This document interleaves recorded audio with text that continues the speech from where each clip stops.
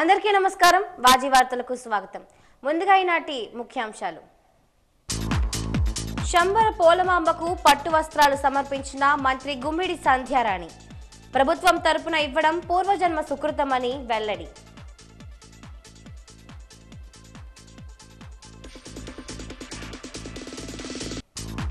గంజాయి రహిత రాష్ట్రంగా తీర్చిదిద్దడమే లక్ష్యం.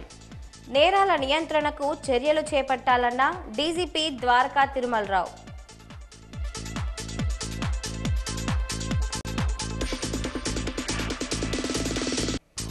ప్రతి ఒక్కరూ రహదారి భద్రతా నియమాలు పాటించాలి. నిబంధనలు ఉల్లంఘిస్తే కఠిన చర్యలు తప్పవన్న రవాణా శాఖ ఉప కమిషనర్ మణికుమార్.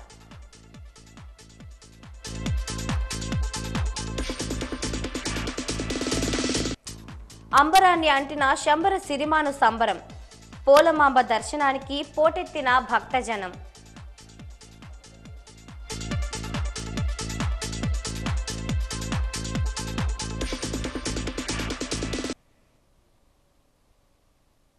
ఇప్పుడు పూర్తి వివరాలను పరిశీలిద్దాం. శంబర పోలమాంబకు రాష్ట్ర మహిళా శిశు సంక్షేమ శాఖ మరియు గిరిజన సంక్షేమ శాఖ మంత్రి గుమ్మిడి సంధ్యారాణి రాష్ట్ర ప్రభుత్వం తరపున పట్టు వస్త్రాలను సమర్పించారు. మంత్రి సంధ్యారాణి కుటుంబ సభ్యులతో కలిసి అమ్మవారిని దర్శించుకున్నారు. దేవస్థానం కార్యనిర్వహణాధికారి నారాయణరావు, అర్చకులు సంప్రదాయబద్ధంగా పూర్ణ కుంభంతో స్వాగతం పలికారు. అమ్మవారి పట్టు వస్త్రాలు అందించి ఆలయ సంప్రదాయంతో ప్రత్యేక పూజలు చేశారు. అమ్మవారికి పట్టు వస్త్రాలు సమర్పించే మహత్కర భాగ్యాన్ని కల్పించిన ముఖ్యమంత్రి చంద్రబాబు నాయుడుకు మంత్రి సంధ్యారాణి కృతజ్ఞతలు తెలిపారు.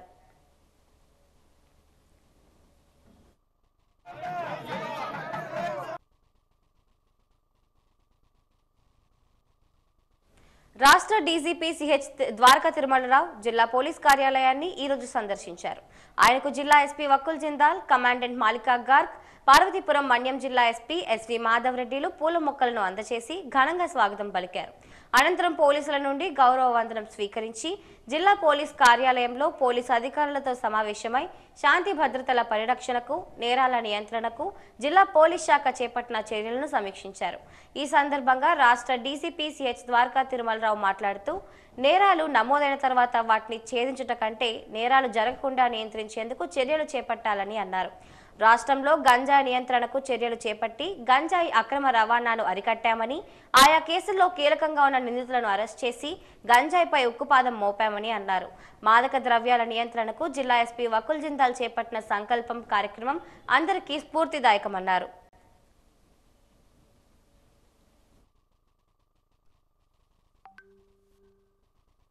విజయనగరం జిల్లాకి ప్రాధాన్యత అంశం మనం చెప్పుకోవాల్సింది గంజాయి నిర్మూలన, డ్రగ్ మేనేజ్ని ఎలా కంట్రోల్ చేయాలని మీ అందరికీ తెలుసు. ప్రభుత్వం ఏర్పడుతుంది. ఇంతకుముందు ఎక్కడైనా ఆఫెన్స్ జరిగినప్పుడు ఎక్కడ గంజా పట్టుకున్నా ఆంధ్ర ప్రాంతం నుంచి వస్తుంది, ఏజెన్సీ ప్రాంతం నుంచి వస్తారనేటువంటి అపవాదం తొలగించాలని ప్రభుత్వం క్యాబినెట్ సబ్ కమిటీని ఏర్పాటు చేయడం, అదేవిధంగా ఈగిల్ అనేటువంటి స్పెషల్ ఫోర్స్ని ఫామ్ చేయడం, దానికి ఒక ఐజీ స్థాయి అధికారులు పెట్టడం, మిగతా అధికారులు కూడా కింది స్థాయి అధికారులని కేటాయించడం జరిగింది. అదేవిధంగా ప్రతి జిల్లాలో కూడా ఎన్ఫోర్స్మెంట్ వర్క్ గట్టిగా చేయడంతో పాటు ప్రజల్లో అవగాహన కార్యక్రమాలు తేవాలని, చైతన్యపరచాలని, ముఖ్యంగా గంజాయి సాగుని అంటే సోర్స్ దగ్గరే ఆపాలని, అదేవిధంగా ట్రాన్స్పోర్ట్ ఆపాలని, రవాణా ఆపాలని, కన్సంప్షన్ కూడా కంట్రోల్ చేయాలని చెప్పి వీటికి సంబంధించిన కింగ్ పీన్స్, గ్యాంగ్స్టర్స్ ఎవరవుతున్నారో, గ్యాంగ్లో ఎవరున్నారో మన రాష్ట్రానికి సంబంధించిన వాళ్ళు కానీ బయట వాళ్ళు కానీ వాటిలన్నీ ఐడెంటిఫై చేసి యాక్షన్ తీసుకోవడం, చెక్ పోస్టులు బలోపేతం చేయడం, ఇవన్నీ చర్యలు చేయడం ద్వారా చక్కటి ఫలితాలు వచ్చినాయి. మీరు చూసే ఉంటారు. సంకల్పాలతో అనేటువంటి ఒక వెహికల్ పెట్టుకొని గ్రామంతో పాటు టౌన్లో కూడాను ప్రజల్లో అవగాహన కల్పించడం, ముఖ్యంగా 2 విషయాలపైన. ఒకటి cyber crime, digital arrest, honey trap అనండి లేదా సెక్స్టార్షన్ అని దానిపైన ఇన్వెస్ట్మెంట్ స్కామ్స్ జాబ్ ర్యాకెట్స్ వాటిపైన అవగాహన కల్పించేటువంటి ఒకటైతే, రెండవది గంజా నిర్మూలన గురించి తెలియచేయటం, అదేవిధంగా మహిళలపై చిన్నారులపై జరిగినటువంటి లైంగిక వేధింపులు అత్యాచారాలపైన సమాయత్తం చేయటం, రోడ్ యాక్సిడెంట్స్ విషయంలో రోడ్ సేఫ్టీ గురించి రోడ్డు భద్రత గురించి చెప్పటం, భయంలో పెట్టి వాళ్ళ చేత మనీ ట్రాన్స్ఫర్ చేస్తూ ఉన్నారు. డిజిటల్ అరెస్ట్ అనేది అసలు లేదు భారతీయ చట్టంలో, అసలు డిజిటల్ అరెస్ట్ అనే కాన్సెప్ట్ లేదు. అది దయచేసి అందరూ అర్థం చేసుకోండి. డిజిటల్ అరెస్ట్ అనగానే భయపడిపోయి మనీ ట్రాన్స్ఫర్ చేయొద్దు. అదేవిధంగా మీకు ఏదో పార్సల్ అక్కడ ఇరుక్కుపోయింది, బాంబేలో ఉంది, ఢిల్లీలో ఉందంటే తెలుసో తెలియకో మనీ ట్రాన్స్ఫర్ చేయడానికి చేయొద్దండి. సో ఈ మధ్య కాలంలో డిజిటల్ అరెస్ట్ విషయంలో జనరల్లీ సైబర్ క్రైమ్ చాలా కష్టం. ముఖ్యంగా డిజిటల్ అరెస్ట్ విషయంలో ఈ మధ్య కాలంలో టెక్నాలజీని వాడుకొని సీసీటీవీ కెమెరాలు పెంపొందించుకోవడం, నంబర్స్ పెంచడం, క్రైమ్ డిటెక్షన్లో మెరుగైన ఫలితాలు సాధించడం జరిగింది. డ్రోన్స్ వాడటం ద్వారా అసామరిక కార్యక్రమాలపై నిఘా పెట్టడం జరిగింది. సో అనేక విధాలుగా ఏదైనా చూసినా కానీ పోలీస్ మంచి ప్రోగ్రెస్ చూపిస్తూ ఉన్నది. అందుకే వారిని ప్రత్యేకంగా అభినందిస్తూ వారి ఇదే స్ఫూర్తితో ఇంకా గట్టిగా పనిచేయాలని, జిల్లా పోలీసుకి మంచి పేరు తేవాలని, రాష్ట్ర పోలీసుకి మంచి పేరు తేవాలని చెప్పి వాళ్ళందరికీ ఉద్దేశించి వెళ్ళడానికి రావడం జరిగింది. శ్రీ వెంకటేశ్వర పశు విశ్వవిద్యాలయం పరిధిలో గల గరివిడి పశు వైద్య కళాశాల విద్యార్థులు విశ్వవిద్యాలయం తమ కళాశాలపై చూపిస్తున్న వివక్షను నిరసిస్తూ ధర్నాను చేపట్టారు. ఈ సందర్భంగా విద్యార్థి నాయకులు మాట్లాడుతూ విశ్వవిద్యాలయం తమ కళాశాలకు సరిపడే సంఖ్యలో బోధన సిబ్బందిని నియామకాలు చేపట్టలేదని, చాలా వరకు భవంతులు, కనీస రోడ్డు నిర్మాణాలు చేపట్టకుండా 2019వ సంవత్సరం నుంచి అర్ధాంతరంగా వదిలేశారని ఆరోపించారు. ఈ కళాశాల పట్ల విశ్వవిద్యాలయం ప్రదర్శిస్తున్న నిర్లక్ష్యం మరియు వివక్షపూరిత ధోరణి కారణంగా ప్రస్తుతం 4 సంవత్సరాలు పశువైద్య విద్య పూర్తి చేసుకుని ఇంటర్న్షిప్ కి వెళ్లవలసిన విద్యార్థులకు భారత పశువైద్య మండలి నుంచి ఇంకా అనుమతులు రాలేదని ఆవేదన వ్యక్తం చేశారు. కావున మా భవిష్యత్తు ఏమవుతుందో అని మా తల్లిదండ్రులు, మేము తీవ్ర ఆందోళనకి గురవుతున్నామని అన్నారు.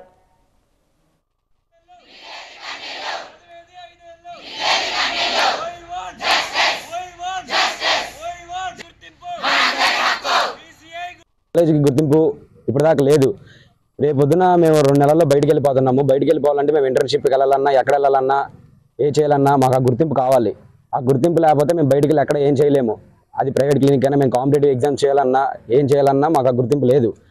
ఆ గుర్తింపు లేకుండా మేము కాలేజ్ ఆఫ్ వెటనరీ సైన్స్, అసలు మేము వెటనరీ చదివామనే ఎవరు మమ్మల్ని గుర్తించరు. మీరు వెటనరీ చదివారంటే ఆ VCI రికగ్నేషన్ ఉండాలి. ఇది VCI, ఇది వెటనరీలో చదివామన్నది మాకు అది గుర్తింపు. అది ఇప్పటిదాకా లేదు.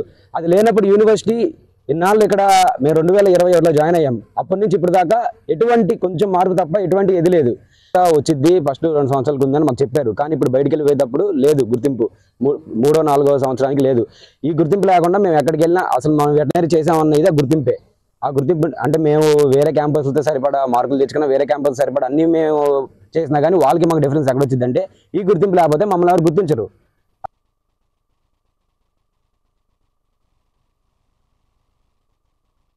భారతదేశం మొత్తంలో కార్గో ఆదాయంలో ఆంధ్రప్రదేశ్ రాష్ట్రం మొదటి స్థానంలో ఉందని ఆంధ్రప్రదేశ్ రాష్ట్ర ఆర్టీసీ ఎండీ ద్వారకా తిరుమలరావు పేర్కొన్నారు.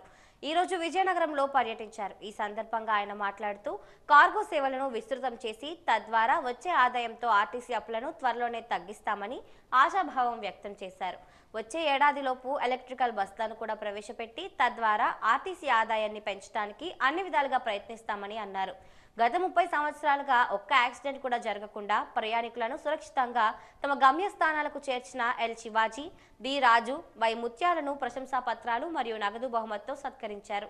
ఈ కార్యక్రమంలో విశాఖ రేంజ్ DIG గోపీనాథ్ జెట్టి, విజయనగరం జిల్లా SP Vakul Jindal, Vizianagaram zone 1 executive director A Vijay Kumar, Vizianagaram zone commercial manager B Appal Naidu, Vizianagaram జిల్లా ప్రజా రవాణా అధికారి అప్పల్ నాయుడు తదితరులు పాల్గొన్నారు. యాక్చువల్లీ అనుకుంది ఏంటంటే కార్గో ఆదాయం కనుక బాగా పెరుగుంటే, కమర్షియల్ రెవెన్యూ పెరుగుంటే ఆ 120 కోట్లు పెట్టడం అనేది పెద్ద కష్టమైంది కాదు. ఈ రోజున దేశం మొత్తంలో కార్గో ఆదాయం హైయెస్ట్ ఆదాయం ఎవరికైనా ఉందంటే అది APSRTCకి. కానీ నేను అనుకున్నంత రాలేదు. నేను ఇంకా చాలా వస్తాను అనుకున్నాను, ఇంకా రాలేదు. అది ఇంకా ఆ యాంగిల్లో ఆ డైరెక్షన్లో మేము కొంచెం కష్టపడాల్సి వస్తుంది. అదేవిధంగా మనం OS-15 అయితేనేమి, జనతా గ్యారేజ్ అయితేవి చిన్న చిన్న ఇనిషియేటివ్స్ ద్వారా కొంత ఆదాయం పెంచుకోగలిగాం. నేను మీకు చెప్పేదల్లా ఒకటే, ఇప్పుడు సంక్షేమ విషయంలో అన్ని విధాల దాదాపు చేయగలిగినంతా పూర్తి చేయగలిగాం. మీకు ఇవ్వాల్సిన బకాయిలు అయితే ఇక దాదాపు ఏమి ఉండవు, ఎక్సెప్ట్ రిటైర్ అయినప్పుడు ఇచ్చే SRBS SBT అమౌంట్ తప్పించి ఇంకేం లేదు. ఈ అరియర్స్ కనుక పూర్తయిపోతాయి. మీరు నాకు కావాల్సిన మిమ్మల్ని అడిగేదల్లా నేను రెండే విషయాలు. లాస్ట్ టైం వచ్చినప్పుడు ఇది అడిగాను, మళ్ళీ అడుగుతున్నాను.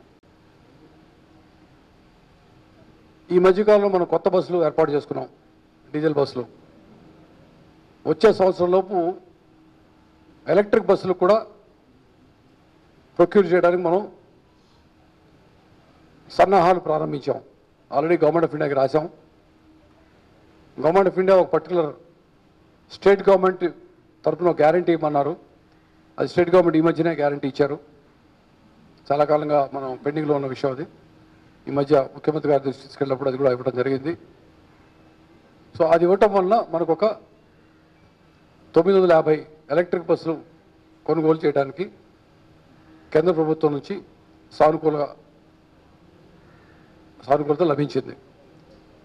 ఈ కొత్త బస్సులు అయితేనేమి, కొత్తగా వేసుకున్న హైర్ బస్సులు కొన్ని అయితేనేమి, ఎలక్ట్రిక్ బస్సుల వలన ప్రజలకి మెరుగైన సేవలు అందించాల్సిన అవసరం మనకు ఉంది. అది ఖచ్చితంగా మీరు గుర్తుపెట్టుకోండి. ప్రజలకు మెరుగైన సేవలు అందించిన వరకే ఆర్టీసీ మనుగడ ఉంటుంది. మనం ఎంతసేపు మన సొంతం చూసుకుంటే సరిపోదు.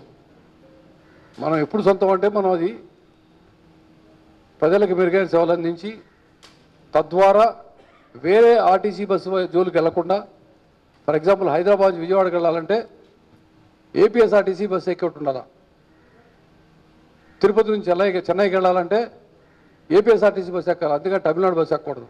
ఆ విధంగా మన బస్సులు మనం రూపొందించుకోవాలి. విజయనగరంలో 29వ డివిజన్ రామకృష్ణ నగర్, 46వ డివిజన్ LBG నగర్, 1వ డివిజన్ అయ్యప్ప నగర్, 32వ డివిజన్ తోటపాలెం వైఎస్ఆర్ నగర్లో మంచినీటి కుళాయిలు వేయాలని ఈరోజు మున్సిపల్ ఆఫీస్ వద్ద CPM పార్టీ ఆధ్వర్యంలో ధర్నా నిర్వహించారు. ఈ సందర్భంగా CPM నగర కార్యదర్శి రెడ్డి శంకర్రావు మాట్లాడుతూ, పేదలు, మధ్యతరగతి ప్రజలు నివాసం ఉంటున్న ఈ ప్రాంతాలలో కుళాయి కనెక్షన్లు మంజూరు చేయకపోవడంతో అక్రమ వాటర్ ప్లాంట్లు పుట్టగొడుగుల్లా పుట్టుకొస్తున్నాయని, ప్రజలు వేలాది రూపాయలు ఖర్చు పెట్టి తాగునీటిని కొనుగోలు చేయవలసి వస్తోందని ఆవేదన వ్యక్తం చేశారు. తక్షణమే స్పందించి సంబంధిత కాలనీలలో 200 రూపాయల కుళాయిలు మంజూరు చేయాలని కోరారు. గురజాడ నగర్, వినాయక నగర్లోని ప్రజలకు ట్యాంక్ ద్వారా నీరు సరఫరా చేయాలని, బోర్లు వేయాలని కోరారు. ఈ కార్యక్రమంలో CPM జిల్లా కమిటీ సభ్యులు రమణమ్మ తదితరులు పాల్గొన్నారు. రాష్ట్రంలో కూటమి ప్రభుత్వం అధికారంలోకి వచ్చాక 6 నెలల్లో రాష్ట్ర వ్యాప్తంగా అన్ని గ్రామాలకి కుళాయిల ద్వారా మంచినీరు సరఫరా చేస్తామని చెప్పి లోకేష్ గారు ప్రకటించారు. కానీ ఈ రోజుకి విజయనగరం పట్టణంలో, జిల్లా కేంద్రంలో అత్యంత దగ్గరలో ఉన్నటువంటి కీలకమైన కాలనీలు రామకృష్ణ నగరు, LBG నగరు, అయ్యప్ప నగరు, వీళ్ళకి కనీసం కుళాయి కాదు కదా, కుళాయి లైన్ కూడా వేయలేదు. మరి ఎన్నో సంవత్సరాలుగా పోరాడుతుంటే ఇగో కుళాయిలు వేస్తాం, అదిగో కుళాయిలు వేస్తామని నాటకం ఆడుతున్నారు. ఇప్పుడు మేము అడుగుతూ ఉన్నాం, ప్రభుత్వమే వేస్తామన్నది కాబట్టి తక్షణమే 200 రూపాయల కుళాయిలు ప్రభుత్వం పేదలకు వేసి వాళ్ళని ఆదుకోవాలని చెప్పి CPM పార్టీగా డిమాండ్ చేస్తూ ధర్నా చేస్తున్నాం. అయ్యప్ప నగర్ మీదుగా లైన్ వస్తుంది, వేణుగోపాలపురం నుంచి వాళ్ళకి నీరు లేదు. ఇటువైపు నుంచి ఏదైతే గంటియాడ నుంచి వస్తుందో తాటిపూడి రిజర్వాయర్ నీరు, అది LBG నగర్ మీదుగా వస్తుంది, కానీ వాళ్ళకి నీరు లేదు. అందుకనే వీళ్ళందరికీ కుళాయి కనెక్షన్లు వేయాలి. పరిష్కారం కాకపోతే పరిష్కారం అయ్యే వరకు, న్యాయం జరిగే వరకు పోరాడతామని CPM పార్టీగా తెలియజేస్తూ ఉన్నాం. డిజిటల్ యుగంలో సాంకేతికంగా అతివేగంగా ప్రపంచం పురోగమిస్తున్న సమయంలో వ్యక్తిగత సమాచారానికి భద్రత లేకుండా పోతోంది. అంతర్జాతీయ సమాచార గోప్యతా దినోత్సవం సందర్భంగా వాజీ ఛానల్ ప్రత్యేక కథనం. డిజిటల్ యుగంలో సాంకేతికంగా అతివేగంగా ప్రపంచం పురోగమిస్తున్న సమయంలో వ్యక్తిగత సమాచారానికి భద్రత లేకుండా పోతోంది. మనం ఇతరులతో చేసే చాటింగ్, వాయిస్, వీడియో మెసేజ్లతో పాటు పిచ్చాపాటిగా మాట్లాడిన కూడా వినే సదుపాయం ఉంది. మన ఇష్టాయిష్టాలు తెలుసుకొని వాటి ఆధారంగా డేటాను రూపొందించి క్షణాల్లో ఎవరెవరికో ఆ సమాచారం చేరిపోతుందని సాంకేతిక నిపుణులు హెచ్చరిస్తున్నారు. ఫోన్ వినియోగించేటప్పుడు వాటి కళ్ళు తెరిచి ఉండే టెక్నాలజీ అందుబాటులో ఉందని చెబుతున్నారు. అందువల్ల అనుమానాస్పద యాప్లు, సాఫ్ట్వేర్లు డౌన్లోడ్ చేసుకోకూడదు. బలమైన పాస్వర్డ్ ఉపయోగించాలి. క్యాపిటల్, స్మాల్ లెటర్లు, స్పెషల్ క్యారెక్టర్లు, అంకెలు అన్నీ పాస్వర్డ్లో ఉండేలా చూసుకోవాలి. ఆన్లైన్లో షాపింగ్ చేసేటప్పుడు ప్రముఖ మరియు గుర్తింపు పొందిన వెబ్సైట్లలోనే కొనుగోలు చేయడం అన్ని విధాలా శ్రేయస్కరం.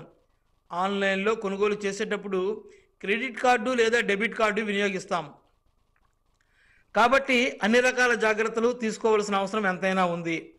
యాంటీవైరస్కు సంబంధించిన సాఫ్ట్వేర్ను ఎప్పటికప్పుడు అప్డేట్ చేసుకోవాలి. వాటిపై అవగాహన కూడా పెంచుకోవాలి. ఒకరి వ్యక్తిగత డివైస్లోకి అనుమతి లేకుండా వేరే వారు ప్రవేశించకుండా చూసేదే ఫైర్ వాల్. ఇది సెక్యూరిటీ సాఫ్ట్వేర్గా కూడా పనిచేస్తుంది. అందువల్ల ఫైర్ వాల్ తప్పనిసరిగా వినియోగించాలి. ఐక్యరాజ్య సమితి సభ్య దేశాల్లో 130కి పైగా దేశాలు చాలా కాలం క్రితమే డేటాను పరిరక్షించుకునేందుకు ప్రత్యేకమైన చట్టాలు అమల్లోకి తీసుకొచ్చాయి. అమెరికాలో 13 ఏళ్లలోపు పిల్లలు ఆన్లైన్ వినియోగించడంపై కఠినమైన నిబంధనలు ఉన్నాయి. యూరప్లో 16 ఏళ్లలో పిల్లలకు తల్లిదండ్రుల అనుమతి అవసరం. సోషల్ మీడియాలో 16 ఏళ్లలో పిల్లల ప్రవేశంపై ఆస్ట్రేలియా పూర్తిగా నిషేధం విధించింది. సమాచార గూఢచర్యంలో బందీ కాకూడదని చైనా గూగుల్, మేటా, వాట్సాప్ వంటి వేదికలకు తన దేశంలో అవకాశం ఇవ్వకుండా సొంత నెట్వర్క్ను వినియోగిస్తుంది. బాలబాలికలు ఉపయోగించే మొబైళ్లలో హింస, నేర ప్రవృత్తి, లైంగిక ప్రేరేపణ పెంచే వెబ్సైట్లపైన, సమాచారంపైన గట్టి నియంత్రణ అమలు చేస్తుంది. మన దేశం విషయానికి వస్తే 2023 ఆగస్టులో డిజిటల్ పర్సనల్ డేటా ప్రొటెక్షన్ చట్టాన్ని కేంద్ర ప్రభుత్వం అమల్లోకి తీసుకొచ్చింది. 2023 చట్టంలోని సెక్షన్ 36 ప్రకారం ప్రభుత్వం వ్యక్తిగత సమాచారాన్ని కోరవచ్చు. ఆ చట్టంలోని రూల్ 22 ప్రకారం వ్యక్తుల అనుమతి పొందకుండా కంపెనీల నుండి ఆ వ్యక్తికి సంబంధించిన కీలకమైన సమాచారాన్ని కోరే హక్కు కేంద్ర ప్రభుత్వానికి ఉంది. దేశ సార్వభౌమత్వం, సమగ్రత, భద్రతా ప్రయోజనాల దృష్ట్యా కేంద్రం వ్యక్తిగత సమాచారం సేకరించవచ్చు. ప్రభుత్వం ఎప్పుడు కావాలనుకుంటే అప్పుడు ప్రజల వ్యక్తిగత సమాచారాన్ని తీసుకోవచ్చు. అందుకోసం ప్రభుత్వం నియమించిన అధికారులు ఎటువంటి అభ్యర్థన, లిఖితపూర్వక విజ్ఞాపన చేయవలసిన అవసరం లేదు.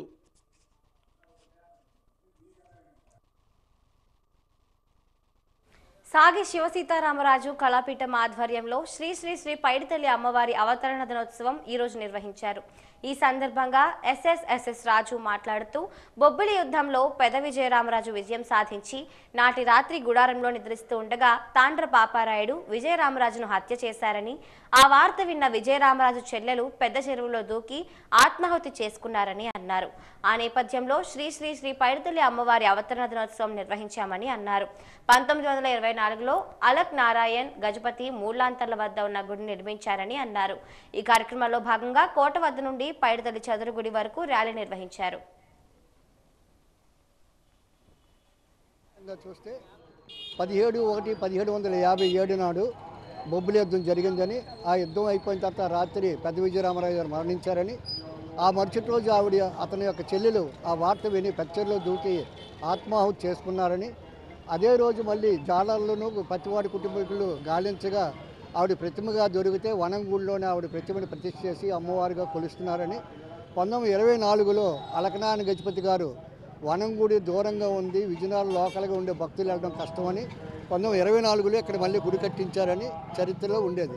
అయితే మేము దీన్ని పురస్కరించుకొని ఈరోజు ఏంటంటే కోట దగ్గర నుంచి అమ్మవారి గుడి వరకు వచ్చి భక్తులుగా వచ్చి మేము ఆవిడకి నివాళులు అర్పించాలని, అదేవిధంగా సాయంత్రం 5:30 గంటలకు ఆవిడ జీవిత చరిత్ర పుస్తకం వనంగూడి దగ్గర మన ఎమ్మెల్యే అతిథి గజపతి గారి చేతుల మీదుగా రిలీజ్ చేసి ఆ పుస్తకాన్ని అందరికీ ఎంతమంది వచ్చినా సరే అందరికీ ఉచితంగా పంపిణీ చేయాలని నిర్ణయించుకున్నాం. ఈ కార్యక్రమం ఆ తల్లికి నివాళులు అర్పించడానికని. ఆ తల్లి ఈరోజే అంటే జనవరి 28ని మరణించింది, జనవరి 28ని అవతరించింది తల్లిగా. ఆ తల్లిని గుర్తించుకొని ఆ తల్లి ఆశీస్సులు మన అందరికీ ఉండాలని, విజయనగరం ప్రజలకు ఉండాలని అలాగే అందరి కుటుంబాలకు ఉండాలని కోరికతోని మేమంతా కలిపి కొంతమంది అంటే సాగి శివసీతారామ స్మారక కళాపీఠం మరియు నా మిత్రులు శ్రేయభిలాసులు అందరూ కలిపి అనుకుని ఈ కార్యక్రమాన్ని శ్రీకారం చుట్టాము. ఈ తల్లిని దర్శించుకొని ఇప్పుడు మేము ఈరోజు పైడితల్లి అమ్మవారికి ఎంతో ప్రీతిపాత్రమైన మంగళకరమైన మంగళవారం నేపథ్యంలో భక్తులు పెద్ద ఎత్తున అమ్మవారిని దర్శించుకున్నారు. ఈ సందర్భంగా సిరిమాని పూజారి బంటుపల్లి వెంకట్రావు మాట్లాడుతూ అమ్మవారికి ఉదయాన్నే పంచామృత అభిషేకాలు చేశామని, కుంకుమార్చనలో జరిపామని అన్నారు.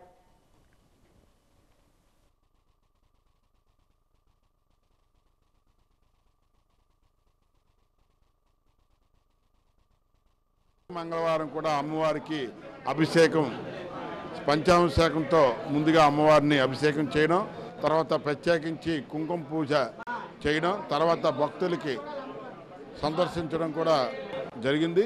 ఉదయాన్నే మా డీసీ గారు ఆధ్వర్యంలో పంచాభిషేకం తర్వాత పుష్పాలంకరణ అన్నీ కూడా జరిగాయి.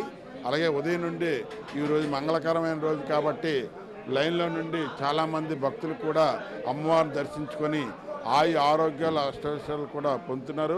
అలాగే ఇంకా రానున్న రోజుల్లో కూడా అమ్మవారిని దర్శించుకొని ఆరోగ్యాల అష్టైశ్వర్యాలు పొందుతారని మీ ద్వారా తెలియజేస్తున్నాం.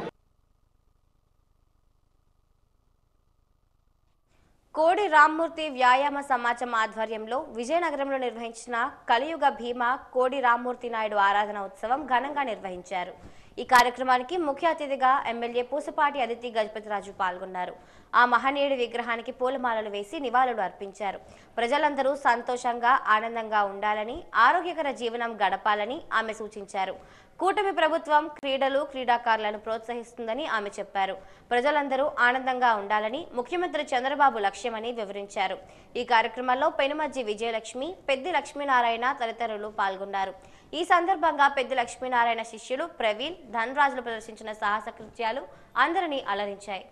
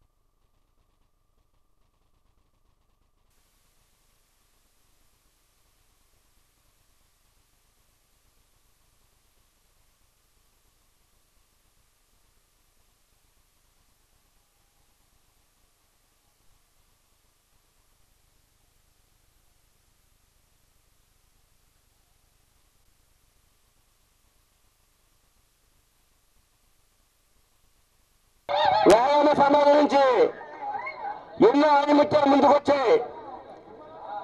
ఎంతో మంది ఛాంపియన్స్ పుట్టుకొచ్చారు. అలాంటి ఈ యొక్క వ్యాయామ సమాజానికి చాలా మంది నాతో పాటు ఎవరైనా సరే విజయనగరంలో వ్యాయామం ప్రారంభించాలంటే ఈ యొక్క కోడి రామ్మూర్తి నాయుడు గారి వ్యాయామ సమాజం అని చెప్పేసి మీ అందరికీ తెలియజేస్తున్నాను. చేసిందైనా ఆ ధనరాజు చేసిందైనా ఏమాత్రం తేడా వచ్చినా మనిషి శరీరం రెండు మొక్కలు అయిపోద్ది. అలాగా కాకుండా చేయగలిగింది అని అంటే ఆ శక్తి ఎక్కడి నుంచి వస్తుంది? కండలు బట్టి కాదు, అది అంటే ఇంటర్నల్గా డెవలప్ అవుతున్న శక్తి. ఆ శక్తి యోగా ద్వారా అవుతుంది.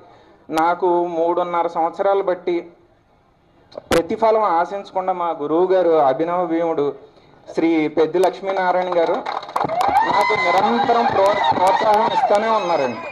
సూర్య నమస్కారాలకి చాలా శక్తి ఉంది, అది ఎలా చేయాలి ఏం చేయాలన్నది మాత్రం తెలియట్లేదు మనకి. మన కోడి రామ్మూర్తి నాయుడు గారు కూడా అదే చేశారు. మీకు ఉదాహరణకి చెప్పాలంటే రామమూర్తి దండ రామమూర్తి బయటక్కని ఉత్తరాదిలో విరివిరిగా చేస్తారు. అంటే ఒక 20 మామూలు దండీలు 20 మామూలు బస్కీలు చేసిన దానికి ఒక కోటి రామ్మూర్తి దండ, ఒక కోటి రామ్మూర్తి బయటకు చేస్తే అంతటి విజ్ఞానాన్ని ఈయన పరంపరగా తీసుకెళ్తున్నారు. అంచేత నేనేం చెప్తానంటే ఈ యోగ సాధనలో నా గమ్యం అయితే ఏంటంటే దీన్ని మరింతగా ప్రాచుర్యంలోకి తీసుకురావాలన్నదే నా ఆశయం. ఇంతమంది స్పోర్ట్స్ మెన్ ఉన్నారంటే ఆ రోజుల్లో కలియుగ భీములు కోటి రామ్మూర్తి గారు ఆ రోజుల్లో మొదలుపెట్టిన స్ఫూర్తి, అలాగే మనకి పెద్దవాళ్ళు స్పోర్ట్స్ వాళ్ళు ఎంతోమంది విజయనగరం నుంచి పేరు ప్రఖ్యాతులు పొందిన వాళ్ళందరూ కూడా మనకి ఆశీర్వాదం ఇస్తూ ఒక స్పోర్ట్స్ యూనివర్సిటీని కూడా మనం అడుగుతా ఉన్నాం. అయితే మీ స్పోర్ట్స్ మెన్ అందరు కూడా మీరు ఇంకా ఎంత అద్భుతంగా పర్ఫామ్ చేస్తారో మీరందరూ కూడా ఎంత మీరు కూడా కోరుతూ ఉంటే ఇటువంటి గవర్నమెంట్ నుంచి మనకు ఒక స్పోర్ట్స్ యూనివర్సిటీ అనేది కూడా వచ్చే అవకాశం మన విజయనగరంకి మనం కల్పించగలం. అయితే మీరందరూ కూడా ఈ ఎక్సలెంట్ విధానంగా మీరందరూ కూడా చేస్తూ మనం మినిస్ట్రీ నుంచి మనం కూడా కోరాలి. అలాగే ఈరోజు ప్రత్యేకంగా ప్రవీణ్ గారు ఇంకా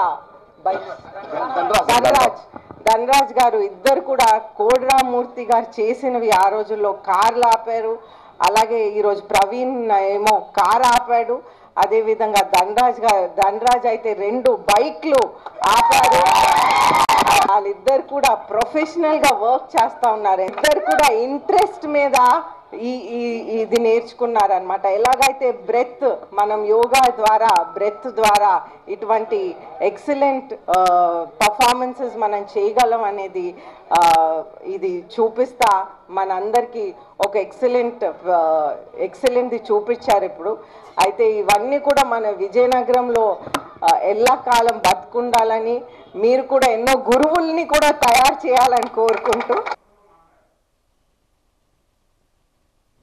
ఉత్తరాంధ్ర అభివృద్ధికి 50,000 కోట్లు కేటాయించాలని, స్టీల్ ప్లాంట్ను సేల్లో విలీనం చేయాలని, గిరిజన యూనివర్సిటీ నిర్మాణాన్ని వెంటనే పూర్తి చేయాలని, విశాఖ రైల్వే జోన్ ఏర్పాటు చేయాలని, ఎన్నికల్లో ఇచ్చిన 6 హామీలను అమలు చేయాలని కోరుతూ భవిష్యత్తులో పోరాటాలు నిర్వహించేందుకు నెల్లూరులో జరిగే రాష్ట్ర మహాసభల్లో సిపిఎం పార్టీ కర్తవ్యంగా తీసుకోబోనున్నదని సిపిఎం జిల్లా కార్యదర్శి తమ్మినేని సూర్యనారాయణ తెలియజేశారు.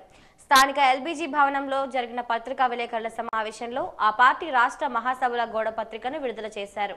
అనంతరం మాట్లాడుతూ రాష్ట్రం విడిపోయిన తర్వాత ఉత్తరాంధ్ర జిల్లాలు పూర్తిగా వెనకబడి ఉన్నాయని ఆవేదన వ్యక్తం చేశారు. ఈ జిల్లా అభివృద్ధికి 50,000 కోట్ల రూపాయలు కేటాయించాలని అన్నారు. ఈ కార్యక్రమంలో జిల్లా కార్యదర్శి వర్గ సభ్యులు వి లక్ష్మి, రెడ్డి శంకర్రావు పాల్గొన్నారు. రాష్ట్ర మహాసభలు ఫిబ్రవరి 1, 2, 3 తారీఖుల్లో నెల్లూరులో 27 మహాసభలు జరుగుతున్నాయి. ఈ నేపథ్యంలోనే 25వ తారీఖున విశాఖలో ఉత్తరాంధ్ర అభివృద్ధి మీద ఒక సదస్సు జరిగింది. దానికి రాష్ట్ర కార్యదర్శి పాల్గొన్నారు. ఉత్తరాంధ్ర అభివృద్ధికి ఈ ప్రభుత్వాలు పాలకులు ఏం చేయాలి అని పదే సిపిఎం పార్టీగా చెప్తున్నా ఎక్కడ అమలు చేయడం లేదు. ఈ నేపథ్యంలో సదస్సు పెట్టి తీర్మానాలు రేపు మహాసభలో పెట్టి రాష్ట్ర ప్రభుత్వం మీద ఒత్తిడి తెచ్చేదానికి సిపిఎం పార్టీ ప్రయత్నం. అందులో ముఖ్యంగా ఈ 6 జిల్లాలకు సంబంధించిన సమస్యల మీద తీర్మానాలు చేశారు. ముఖ్యంగా మేము చెప్పదలుచుకున్నది ఉత్తరాంధ్రలో ముఖ్యంగా విజయనగరం జిల్లాకు సంబంధించిన అనేక అంశాలు దాంట్లో కూడా ఉన్నప్పటికీ ఆ తీర్మానంతో పాటు ఉత్తరాంధ్రకు సంబంధించిన నీటి వనరుల మీద మొత్తం ఓవరాల్గా ఉత్తరాంధ్రకు సంబంధించింది 50,000 కోట్ల రూపాయలు కేటాయించాలని చెప్పేసి ఆ సదస్సు తీర్మానించింది. ఆ ఇరిగేషన్ సంబంధించి కావచ్చు, రకరకాల అభివృద్ధి కార్యక్రమాలకు సంబంధించింది ఇవన్నిటికి కలిపి ఒక 50,000 కోట్లు ఇస్తే ఉత్తరాంధ్ర ఆ రకంగా అభివృద్ధి చెందడానికి అవకాశం ఉంటుందని ప్రధానమైన డిమాండ్ కింద ఆ రోజు ఫోకస్ చేయడం జరిగింది. అలాగే స్టీల్ ప్లాంటు, ఈ స్టీల్ ప్లాంట్ ఎప్పటి నుండో అవుతుంది. ఈ మధ్యకాలంలో ప్రకటన చేశారు. ప్రకటన చేయడం అంటే ఏదో పప్పు బెల్లాల కింద ప్యాకేజీ వచ్చింది తప్ప వచ్చిందంటే అది ఎంతవరకు అనేది తెలియదు. కాబట్టి దానికి సెయిల్లో విలీనం చేయాలి, దానికి గనులు కేటాయించాలని చెప్పి డిమాండ్ ఈ మహాసభ సందర్భంగా ఈ తీర్మానంలో పేర్కొనడం జరిగింది. పత్రికలు లేని సమాజాన్ని ఊహించలేము. ఉదయం లేచింది మొదలు ప్రతి విషయాన్ని మనకు అందించేది మీడియా. పత్రికలు ప్రజాస్వామ్యానికి పట్టుగొమ్మలు. రేపు జాతీయ పత్రికా దినోత్సవం సందర్భంగా వాజీ ఛానల్ అందిస్తున్న ప్రత్యేక కథనం. పత్రికొక్కటున్న 10,000 సైన్యము, పత్రికొక్కటున్న మిత్రకోటి. ప్రజకు రక్షణ లేదు పత్రిక లేనిచో, పత్రికే నియంత పక్కలో బల్లెమ్ము. పత్రికే ప్రజాలి పట్టుకొమ్మ, ప్రభుత్వ వక్రమౌను పత్రికా లేనిచో అని నార్ల వెంకటేశ్వరరావు చెప్పిన మాటలు అక్షర సత్యాలు. 1403వ సంవత్సరంలో కొరియా రాజు టైట్ సింగ్ అక్షరాలు టైప్ చేశారు. అయితే అక్షరాలను ప్రింట్ చేసే సదుపాయం జర్మనీకి చెందిన జాన్ గుటెన్బర్గ్ ప్రవేశపెట్టారు. మన దేశంలో మొట్టమొదటి పత్రిక పేరు బెంగాల్ గెజెట్. దానిని గంగాధర భట్టాచార్య స్థాపించారు. 1838లో తెలుగులో తొలి పత్రిక వృత్తాంతి వెలువడింది. తొలి తెలుగు మాస పత్రికగా హితవాది 1848లో ప్రారంభమైనది. తొలి తెలుగు పక్ష పత్రిక శ్రీ యక్షిణి 1863లో ప్రచురితమైంది.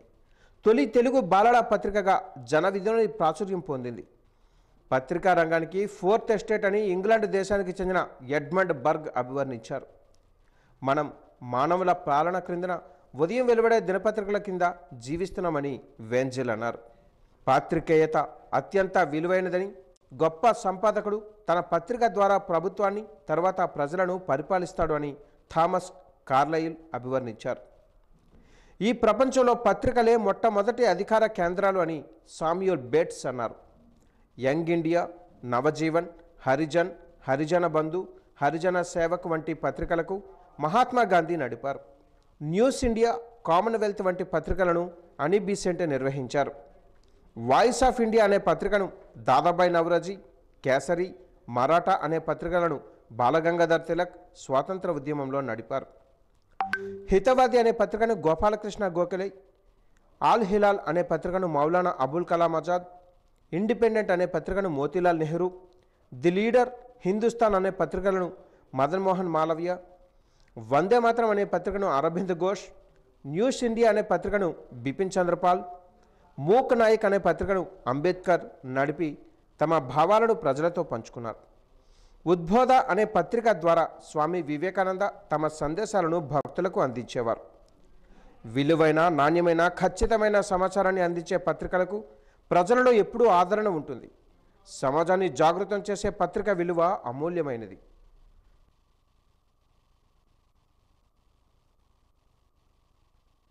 రహదారి భద్రతా మాసోత్సవాల్లో భాగంగా పలు అవగాహన కార్యక్రమాలు నిర్వహిస్తున్నామని రవాణా శాఖ ఉప కమిషనర్ మణికుమార్ పేర్కొన్నారు.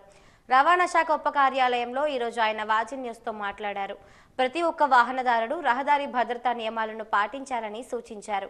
కాలేజీలలోనూ ఆటో డ్రైవర్లకు రహదారి భద్రతపై అవగాహన కల్పిస్తున్నామన్నారు. వాహన తనిఖీలు కూడా నిర్వహిస్తున్నామని, ఎవరైనా వాహనాలకు సంబంధించిన సర్టిఫికేట్లు చేయించుకోకపోయినా, లైసెన్స్ లేకపోయినా అపరాధ రుసుము విధిస్తున్నామని చెప్పారు. రోడ్డు ప్రమాదాలు జరగకుండా తక్కువ వేగంతో వాహనాలను నడపాలని సూచించారు.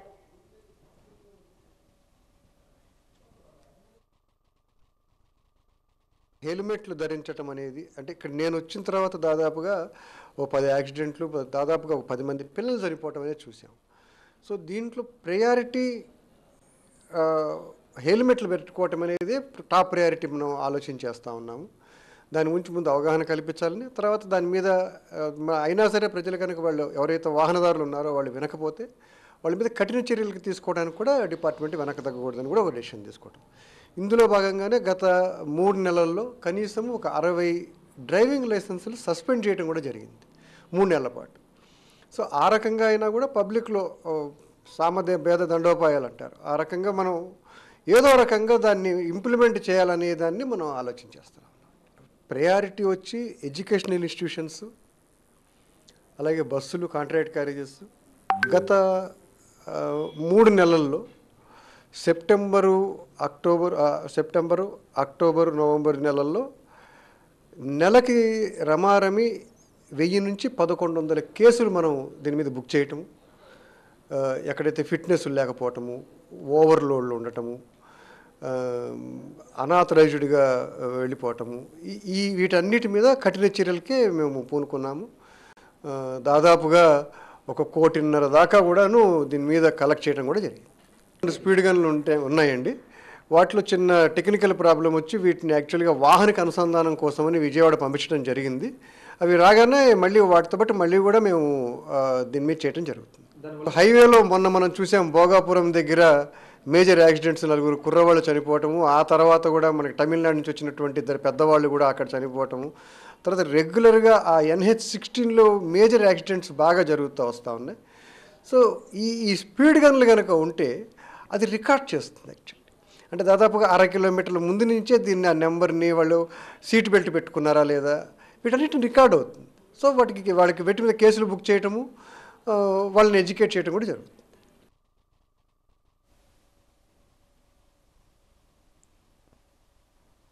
విశ్రాంత ఉద్యోగుల పెన్షన్లను పెంపుదల చేయాలని all pensioners and retired persons association రాష్ట్ర కార్యదర్శి కె సుధాకర్ రావు కోరారు.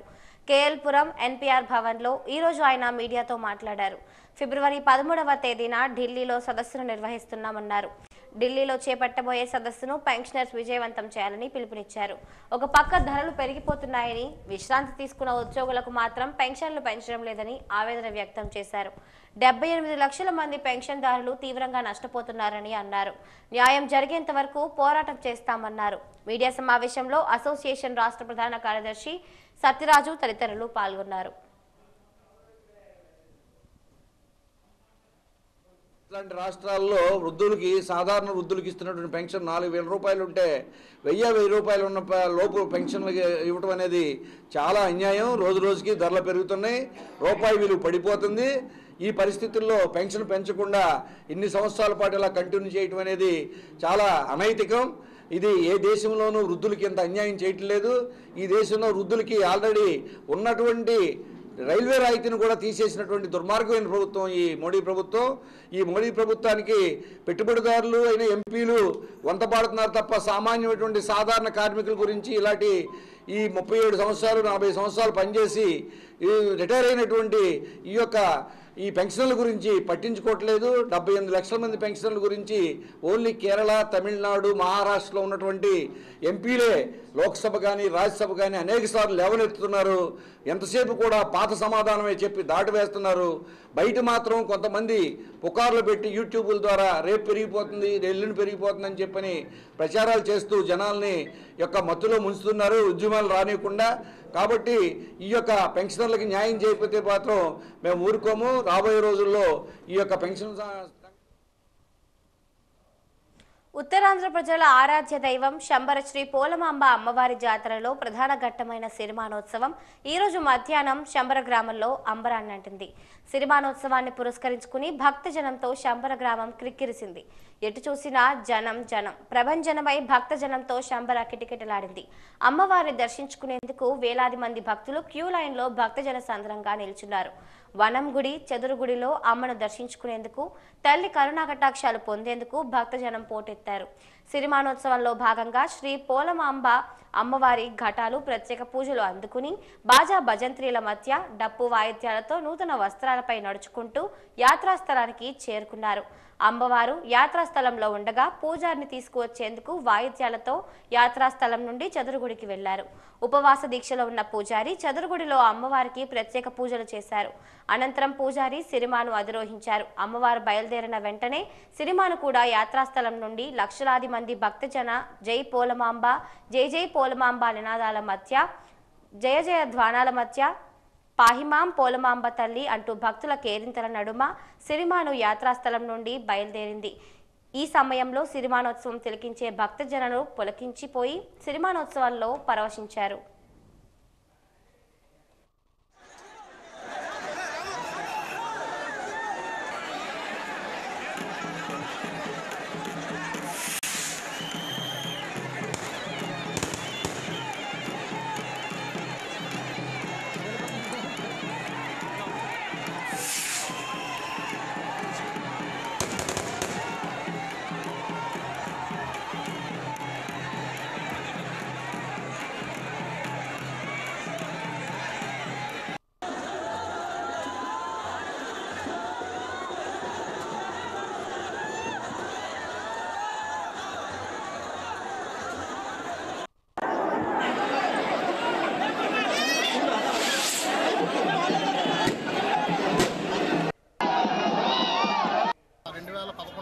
నివాసిగా ఉండేవాడిని శివరాంపురం గ్రామంలో. అప్పట్లో ప్రతి సంవత్సరం అమ్మవారి దర్శనం చేసుకునేవాడిని. అప్పటికి ఇప్పటికీ పోల్చి చూస్తే చాలా వ్యత్యాసం కనిపిస్తుంది. భక్తులు తాకిడి పెరిగినప్పటికీ దానికి తగ్గట్టుగా మంచి ఏర్పాట్లు జరగడం జరిగింది. ప్రత్యేకంగా ఈ సంవత్సరం అమ్మవారి దేవస్థానం చుట్టూ ఉన్న ల్యాండ్ అంతా కూడా సీసీ రోడ్స్ వేసి మంచి సంరక్షణ పరంగా ఏర్పాట్లు చేసి భక్తులకి చాలా మంచి దర్శనం జరిగేటట్టు ఇక్కడ మంచిది ఏర్పాట్లు చేయడానికి ఎనలేని కృషి చేశారు. ముఖ్యంగా సంధ్యారాణి మేడం గారు మంత్రివర్యులు అయిన తర్వాత మొదటిసారిగా జరుపుతున్న ఉత్సవం చాలా దిగ్విజయంగా పూర్తి చేయడం కోసం మంచి మంచి ఏర్పాట్లు చేయడంలో మేడం గారు ఎనలేని శ్రద్ధ కనిపించిన విషయం కొట్లాడుతూ కనిపిస్తుంది. ఇక్కడికి రావాలనుకునే భక్తులు ఎవరూ కూడా ఇబ్బంది పడకుండా దర్శనం చేసుకుని వస్తాం.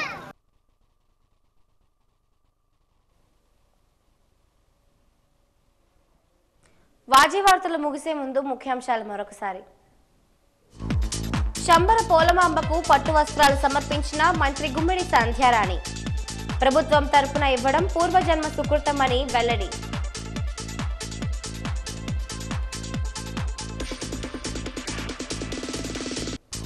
గంజాయి రహిత రాష్ట్రంగా తీర్చిదిద్దడమే లక్ష్యం. నేరాల నియంత్రణకు చర్యలు చేపట్టాలన్న డీజీపీ ద్వారకా తిరుమలరావు.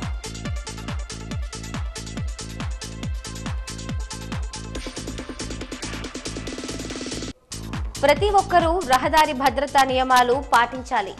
నిబంధనలు ఉల్లంఘిస్తే కఠిన చర్యలు తప్పవన్న రవాణా శాఖ ఉప కమిషనర్ మణికుమార్.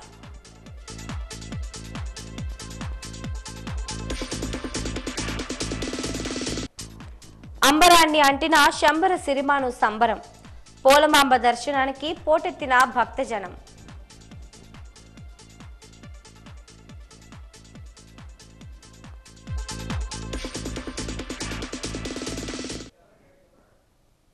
ఇంతటితో వాజీ వార్తలు సమాప్తం. నమస్కారం.